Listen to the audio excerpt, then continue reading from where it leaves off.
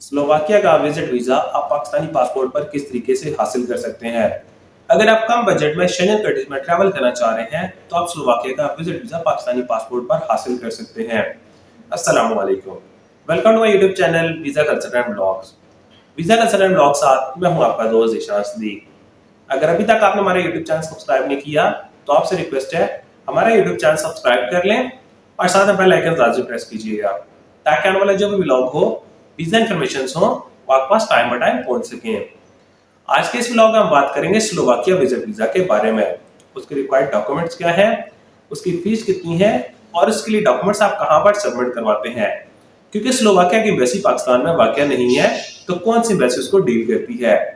आज के इस व्लॉग में सारी इन्फॉर्मेशन आपके साथ शेयर करेंगे। अगर आप स्लोवाकिया का विजिट वीजा हासिल करना चाह रहे हैं और आप कम बजट में शेंगन कंट्रीज में ट्रैवल करना चाह रहे हैं तो इस वीडियो को एंड तक देखिएगा ताकि आपको सारी इन्फॉर्मेशन इस वीडियो से मिल सके। फर्स्ट ऑफ ऑल हम बात करते हैं स्लोवाकिया के बारे में। स्लोवाकिया की एम्बेसी पाकिस्तान में वाकया नहीं है।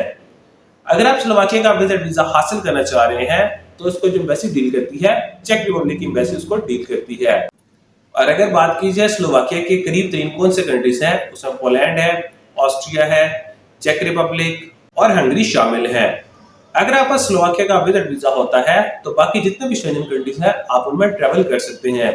लेकिन कम बजट में आप इन 4 से 5 कंट्रीज में इजीली ट्रैवल कर सकते हैं बस के थ्रू भी। वहां से बस की टिकट लेकर इन दूसरे कंट्रीज में आप ट्रैवल कर सकते हैं। उस बस का नाम फ्लिक्स बस है, तो आप उसकी टिकट बुक करके आप दूसरे कंट्रीज में ट्रैवल कर सकते हैं।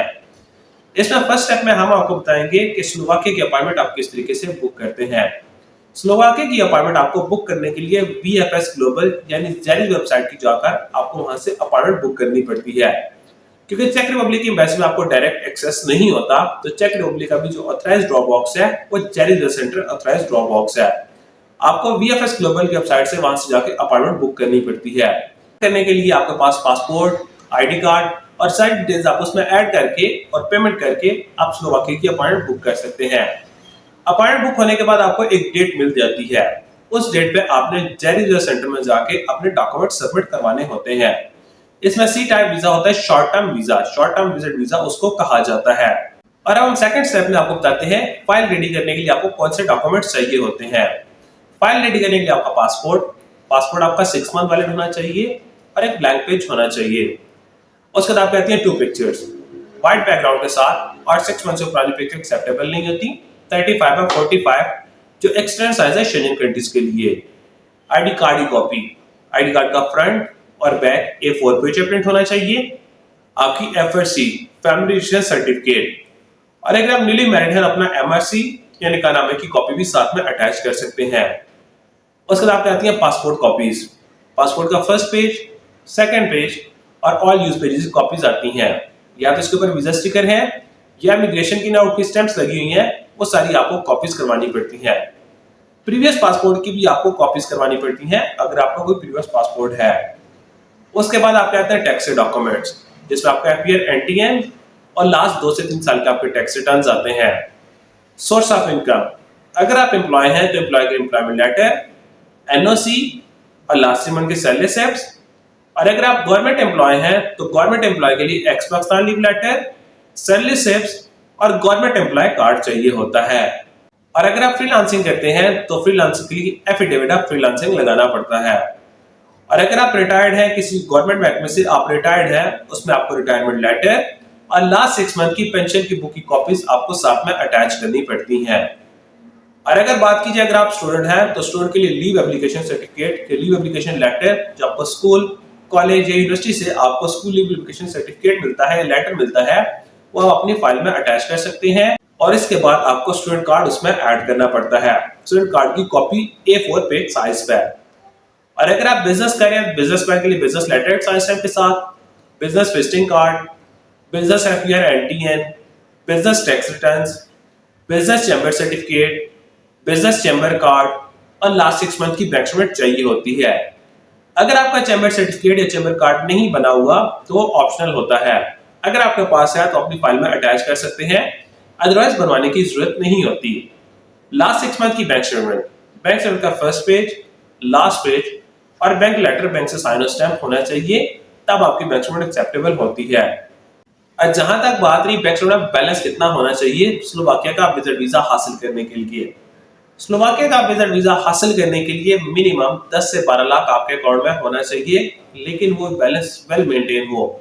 ऐसा नहीं है कि लास्ट मोमेंट में आप बैलेंस मेंटेन करके अपनी स्टेटमेंट को यूज तो कर सकते हैं, डॉक्यूमेंट सबमिट हो जाते हैं, लेकिन वीजा लगने के थोड़े से चांसेस कम हो जाते हैं। तो बेहतर ये है जब भी आप किसी बड़े कंट्रीज का वीजा अप्लाई करने जा रहे हो तो उसमें अपनी 2 से 3 महीने तक अपने ट्रांजैक्शंस को स्ट्रॉन्ग करते रहें और बैलेंस भी वेल मेंटेन करते रहें, तो इसके वीजा लगने के चांसेस भी अच्छे हो जाते हैं। और इसके बाद अगर आप सपोर्टिंग डॉक्यूमेंट्स ऐड करते हैं, सपोर्टिंग डॉक्यूमेंट्स में आप प्रॉपर्टी डॉक्यूमेंट्स ऐड कर सकते हैं, फिर कमर्शियल, रेजिडेंशियल या एग्रीकल्चर लैंड अगर आपका नाम पर है उसके डॉक्यूमेंट्स आप यूज कर सकते हैं।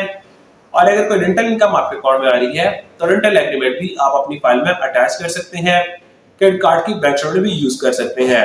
और जहां तक बात है कि स्लोवाकिया में आपको कोई रिलेटिव वहां पर है या कोई दोस्त है, तो अगर आपको इन्विटेशन लेटर भेजता है तो उसके लिए कौन से डॉक्यूमेंट चाहिए होते हैं, उसके लिए वो आपको एक इन्विटेशन लेटर भेजता है, उसमें आपको सारा पर्पस मेंशन करना पड़ता है कि आप स्लोवाकिया क्यों आ रहे हैं और कितने डेज का आपका ड्यूरेशन ऑफ स्टे है, जो आपके एक्सपेंसेस हैं, फूड के एक्सपेंसेस और जो होटलिंग के एक्सपेंसेस हैं वो बेयर करेगा कि आपको पर्सनल अपीयरेंस पर बेयर करने पड़ेंगे।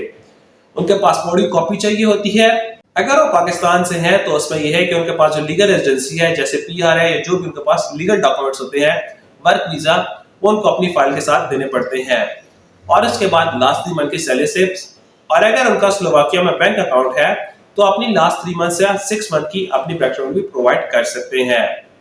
और उसके बाद आपको BFS ग्लोबल वेबसाइट पे जाके आपको वहां से फॉर्म डाउनलोड करके आपको फॉर्म फिल करना पड़ता है। आपकी ticket itinerary, hotel booking, confirm hotel booking नहीं चाहिए होती, आपको जस्ट रिजर्वेशन चाहिए होती है।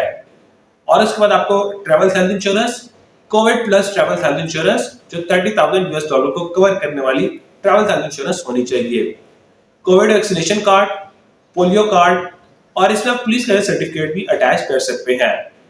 पुलिस क्लियरेंस सर्टिफिकेट अटैच करना जरूरी नहीं होता, लेकिन अगर आप फिर भी आपने बनवा लिया है तो आप अपनी फाइल में अटैच कर सकते हैं। और अगर बात की जाए इसमें आपको कोई documents ministry of foreign affairs से अटैच करवाने पड़ते हैं या नहीं, स्लोवाकिया का विजिट वीजा हासिल करने के लिए कोई भी डॉक्यूमेंट्स आपको मिनिस्ट्री ऑफ फॉरेन अफेयर्स से अटैच नहीं करवाने पड़ते। ये सारे डॉक्यूमेंट्स रेडी करने के बाद आपकी जिस दिन की अपॉइंटमेंट होती है आपको पर्सनल अपीयरेंस पर जेलिज में जाकर अपने डॉक्यूमेंट सबमिट करवाने पड़ते हैं। डॉक्यूमेंट सबमिट करवाते हैं आपको फीस पेड करनी पड़ती है और उसके साथ 600 to 700 जो जेलिज के चार्जेस होते हैं, SMS चार्जेस, वो भी आप वहां पर पेड कर सकते हैं। कि जब आपका पासपोर्ट वापस आ जाता है तो आपको SMS या ईमेल आ जाती है, उसके जेलिज चार्जेस लेता है, तो वो चार्जेस आपको वहां पर पेड करने पड़ते हैं। डॉक्यूमेंट सबमिट होने के बाद अब हम बात करते हैं इसका प्रोसेसिंग टाइम कितना है। डॉक्यूमेंट सबमिट होने के बाद इसका बहुत इंपॉर्टेंट क्वेश्चन होगा, ये होता है क्या इसके लिए इंटरव्यू होता है या नहीं। स्लोवाकिया का विजिट वीजा हासिल करने के लिए इसके लिए आपका इंटरव्यू नहीं होता। डॉक्यूमेंट सबमिट होने के टाइम इसका जो प्रोसेसिंग टाइम है 4 to 5 वीक्स इसका मिनिमम प्रोसेसिंग टाइम है। लेकिन अगर आप स्लोवाकिया का विजिट वीजा हासिल करना चाह रहे हैं तो मिनिमम 6 to 7 वीक्स बाद की अपनी ट्रैवलिंग डेट उसमें ऐड करें। कि अगर आपका पासपोर्ट थोड़ा सा डिले हो जाता है तो इसमें आपकी ट्रैवलिंग डेट, आपकी ट्रैवल हेल्थ इंश्योरेंस और जो आपकी होटल बुकिंग है उसकी डेट एक्सपायर ना हो और आपके वीजा लगने के चांसेस भी अच्छे हो जाते हैं। तो इस प्रोसीजर को फॉलो करके आप स्लोवाकिया का विजिट वीजा पाकिस्तानी पासपोर्ट पर हासिल कर सकते हैं। तो हमने सोचा एक वीडियो बना के अपने यूट्यूबर्स को ये बता दें कि कौन से स्टेप्स को फॉलो करके आप स्लोवाकिया का विजिट वीजा पाकिस्तानी पासपोर्ट पर हासिल कर सकते हैं। और आखिर में आप हमें कमेंट सेक्शन में अपनी राय के बारे में जरूर आगाह कीजिएगा कि नेक्स्ट टाइम किस कंट्री के विजिट वीजा, वर्क वीजा या अपॉइंटमेंट के बारे में आपके साथ इंफॉर्मेशन शेयर करें। या तो स्क्रीन पर दिए कॉन्टैक्ट नंबर पर आप हमसे रब्ता कर सकते हैं, अदरवाइज आप हमारा ऑफिस विजिट कर सकते हैं।